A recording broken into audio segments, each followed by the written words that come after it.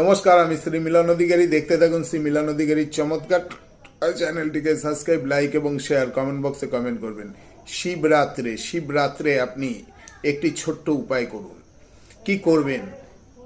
এক ঘটি জল নিন, সেই জলের মধ্যে কিছুটা জব দিন, কিছুটা কালো তিল দিন, কিছুটা দুব্বা দিন, কিছুটা আতর দিয়ে দিন। আর কি করবেন? একটি ঘুঁটে পোড়াবেন। সেই ঘুঁটের যে ভস্যটা থাকে সেই ভস্যটা ওই জলের মধ্যে দিয়ে দিন। দিয়ে দেবাদিদেব মহাদেবকে আপনি স্নান করান, অর্থাৎ অভিষেক করান। করানোর পরে একটি ফ্রেশ বেলপাতা আপনি দেবাদিদেবকে অর্পণ করুন। তার সাথে 5টি কুল দিন, আর ওই জলের মধ্যে 5টি লবঙ্গ দিয়ে দিন, কিংবা 5টি এলাচ দিয়ে দিন।